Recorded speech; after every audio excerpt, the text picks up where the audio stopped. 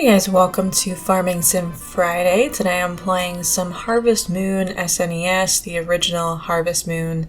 Today's episode's going to be a little different in that I'm not recording commentary as I'm playing. I'm recording some audio to go alongside some gameplay that I have already recorded. It's going to be sort of podcasty style with gameplay in the background for you to watch. I'm going to be talking about a little bit about the game, and then sort of inspired by my podcast, Flashback 64, which if you haven't heard of, checked out already, it's a Nintendo 64 podcast where Gooey Fame and I are joined by friends to discuss the Nintendo 64 catalog in North American release order. We just released episode 4, which is on Shadows of the Empire and Cruisin' USA. So for these episodes, I like to go and look at the game manuals, the Nintendo Power magazines that they were featured in, as long as just browsing kind of the full magazine. So I did check out both the game manual and the Nintendo Power for Harvest Moon SNES. So I kind of want to just spend a few minutes going over each, and I feel like this is a nice little preview. We don't go through the manuals and magazine in detail when we record our episodes, but eventually we'll be getting to Harvest Moon 64, so I think this is kind of a nice preview of that. If you want to check out that episode in the future, I think we're still quite a few episodes away from that. But kind of the reason why I started playing Harvest Moon SNES is because of the 64 version. I kind of wanted to play the original first to get some sort of background. So Harvest Moon was released in Japan on August 9th, 1996, in North America on June 17th, 1997, and in Europe on January 29th, 1998. For reference, games released on the Nintendo 64 in June 1997, North America, were Hexen and Star Fox 64. So expect maybe a mention of Harvest Moon in one of those episodes of the podcast. This should be coming up in a few episodes. Right now we're releasing like once a month, so it'll be a few months. The game is known as Farm Story in Japan, and is currently the Story of Seasons series in the United States. There is both a Harvest Moon and a Story of Seasons game series in the United States, but the one that is a continuation of the original Harvest Moon is the current Story of Seasons, not the current Harvest Moon series. There are some naming rights things which I will probably discuss in a little bit more detail when we talk about Harvest Moon 64 on my podcast. But just so you know, I know there's a lot of confusion. You can always do a quick Google search on that. So, I think first I'm gonna go through the game manual. I'm gonna just read like the little introduction. You have 2.5 years to turn things around. You bought the farm, so it's time to roll up your sleeves and try living off the fat of the land. Fresh air and the beauty of the outdoors will be fulfilling, but a successful farm needs a lot of working capital as well. There are buildings on your property, but they are in need of livestock. You have a modest house, but if things get lonely in the field, it's going to take a remodel to woo a female farming companion.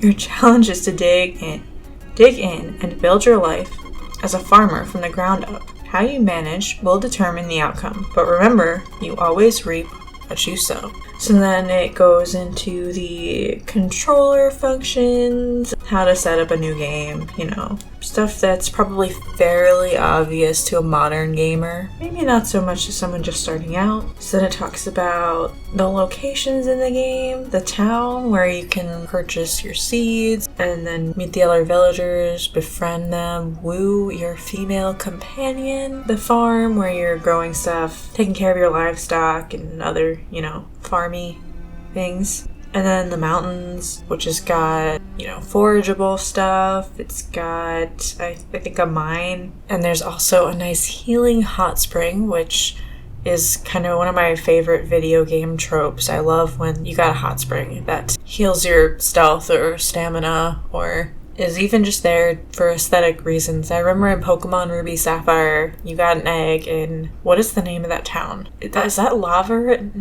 Is it? There's a town kind of by the mountain that's got a healing hot spring that you can go in from the Pokemon Center, and then there's also like sand in front of it that you can go bury yourself in. And I thought that because you got the egg there, that you had to like go in the hot spring and run around, so I just ran around in the hot spring to get my egg to hatch. This game actually has multiple endings. You don't have to woo a female companion, you can just be a bachelor farmer, and I think it's implied that this leads to one end. You can get married, and that leads to another end. You can get married and have a baby, and that leads to another end. Of course, it says the end ? So I'm not really sure what that means. That might just mean that the game ends differently for all of those options. Next, the manual gives sort of a lay of the land for your farm. It talks about your wood storage, your silo, your barn, your coop, your storage shed, your loading area where you can sell your crops and someone will pick them up at 5 p.m. You can also sell your livestock around there. Plus you have a horse stable, which it tells me at first you won't have a horse for your stable. If you want a horse, go to the mountains in the first winter, and you may find one on the path. You just gotta find your horse, apparently. And then there's your house, where you can check the weather, the amount of money you have, and what your farm's assets are. It's where you go to sleep. You have to expand your house, or you will not be able to get married and have a baby later. More people, you gotta have more room. Next, you get your little growing vegetables tutorial, which I wish I had read before I started, because I just kind of assumed Stardew Valley style planting, where you plant one seed in one plot. But that is not the case. I should have assumed Story of Seasons style, which you just throw some seeds and you can plant 9 at a time, which is how this worked. However, I did not have 9 plots hoed, nor was I in the right position to plant seeds in more than one plot, so I wasted 8 seeds, basically. Well, lesson learned: if you're playing an older game, read the game manual. It's very helpful. Older games don't tutorialize as much as newer games do, and I think that's a common complaint in newer games that you don't hear as much of from older games. It's that there's too much hand-holding, and I do think there's a good balance, but older games don't do it at all because you're just expected to look at the game manual.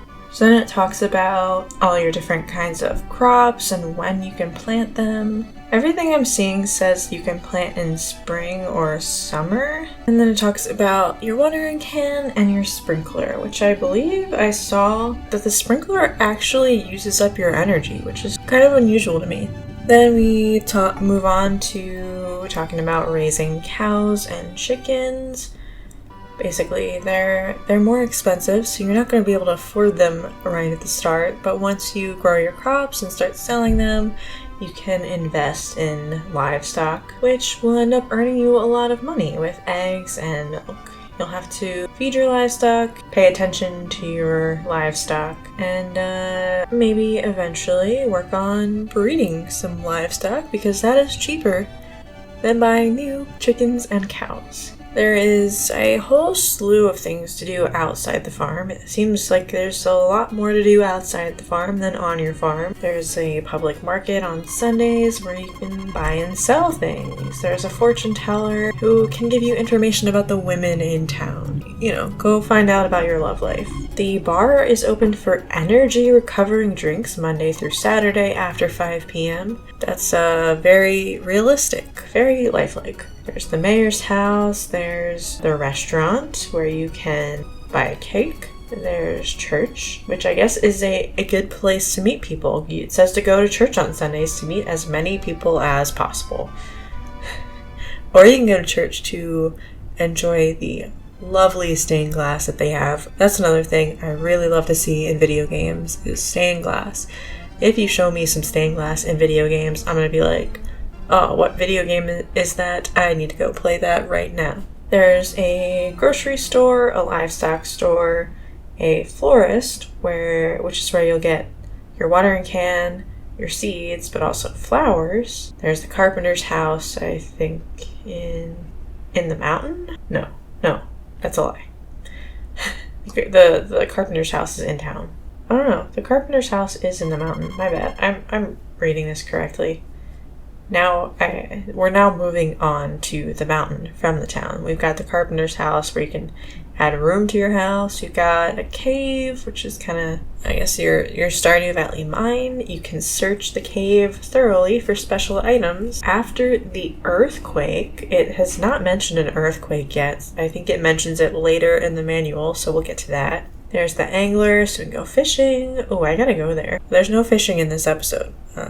I'll figure it out though. And this is where the hot spring is located, which I already talked about. You can gather seasonal fruits and vegetables in the mountains, which are good for getting you money early on in the game. Let's see, you can find wild grapes in the spring, tropical fruits in the summer, mushrooms in the fall, and herbs in the cave in the winter. Okay, so then they talk about annual events, which I think will be good to just give a quick overview of, because those are probably when I'm going to be playing the game for Farming Sim Friday. So you got the 23rd day of spring, which is when the flower festival is. You can choose to dance with one of the 5 eligible women in town, very Stardew Valley-y. The 12th day of fall is the harvest festival. The 20th day of fall is the egg festival, That's when we like to gather eggs. The 10th day of winter is a day of recognition for hardworking farmers. What does this actually say? Thanksgiving festival. It only says it in the screenshot, not in the guide. If you have talked to the women of the town, they will present you with cakes. My god, did they all get taught by Peach or something? On the 24th day of winter, you can choose where you'll take part in the Star Night Festival. The church, the town, the square, the summit, the hot spring, or the bar. You'll see different sites depending on the location you choose. That might be a YouTube poll for you guys. I might put that up to you. We'll decide together where I spend the 24th day of winter, the Star Night Festival. And then back to the first day of spring, which didn't happen in year 1, but I guess it'll happen in year 2. It's the first day of the new year where everyone goes to the summit to watch the sunrise and pray for good fortune for the coming year. And then it goes through other happenings. I'm not going to go through all of these, but there's an earthquake in winter of the first year, which will destroy a large boulder that allows you to explore a new area. Lightning destroys a tree in summer of the first year, and there's a potential for hurricanes during the summer. Okay, then it kind of talks about stamina for the farmer, items, buying, selling things, a lot of the prices, selling prices for things, which is really nice. And, special items like the cake I talked about, the blue feather of happiness for proposing marriage, the berry of power tree, which increases your maximum energy capacity, and, just a few other things. A few different perfumes, flowers, seed of a snowflower, which should be planted at the summit. That's interesting to me. Okay, and then that's gonna wrap up the game manual. I've already talked for longer than I thought I would, so I think I'm just gonna briefly go over the Nintendo Power stuff, just kind of pick and choose stuff that's not in the game manual. So Nintendo Power gives slightly more context for the game. Apparently, your parents have gone away for 2.5 years and you're supposed to fix up your farm. Really weird situation here. And it talks about a lot of the same things. Your farm, the town, the mountain. It also talks about something called the Golden Pond. If you drop an item in this pond, the rumor is you'll receive something better in return. Reminds me of the fairy pond in A Link to the Past. Continues to talk about more, stamina, healing items, some slightly different details there, livestock, a price list. I think it goes into a little bit more detail on romancing. So there are 5 eligible women in town. It's highly recommended that you meet and talk to all of them before dumping your hard-earned cash on cake, flowers, and perfume. Each woman has different tastes, so carefully listen before you start buying her gifts or making casual conversation. If you want to find out how you're doing, you could take a peek at her diary, but you'll lose a portion of your stamina. Good stuff. So there's Maria, who is the mayor's daughter, prefers spending her time at her parents' house or playing the organ inside the church. There's Nina, who loves flowers and works the flower shop. If you do give her a flower, buy it from the store. She doesn't like people picking flowers. Anne is mechanically inclined and likes tinkering with the hardware down at the general store.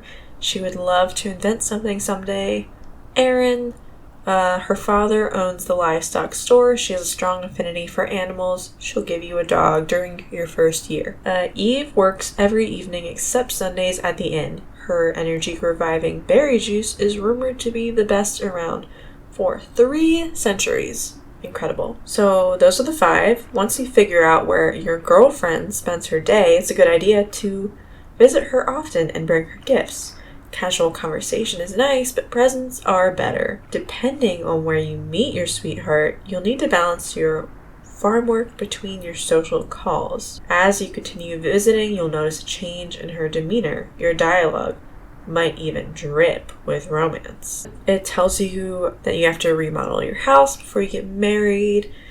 It tells you all the requirements, everything you need to upgrade. It talks about the fortune teller. It talks about once you're married, which is only the beginning of your quest for finding a happy ending. You have to be very nice to your wife and treat her with decency and respect if you want to have a family. Always arrive home before she falls asleep, spend time talking to her, and try to bring her a present or 2 every day. Never dance with another partner at local festivals. You know, if you don't treat her right, she might dump you. And of course, so this is another thing. I noticed that the music stops at a point in the game, and it talks about this here. The game music always stops exactly at 6 p.m., Make a point of getting back inside the house before the melody ends. If you do arrive late, make it up to your wife the next day with several super nice gifts. She doesn't like it when you come in late. It also talks about the annual festivals as well as a little tall tale section. It talks about rumors of the existence of dwarves. It talks about the golden pond again. Hey, it says there's a fairy. I was right there. Talks about magical beans and a beanstalk. There's a little image and it reminds me of the beanstalk that's in the Minish Cap. Really crazy. And then it talks about the mountain lake and a fish spirit. I think that was something mentioned in the game manual already, but that's pretty much everything from the game manual and Nintendo Power. If you want to check out these things yourself, you can easily find them on Google. I got them both off of retrogames.cz, which is just a really excellent resource. If you enjoyed today's Farming Sim Friday, let me know, because I'm considering doing something sort of similar in style to this video. Maybe once a month, where I record some gameplay and then just do a recording on top of it. I'm thinking about just doing sort of a Farming Sim news podcast style thing with Farming Sim gameplay in the background. So let me know if that's something you'd be interested in, and thanks for watching.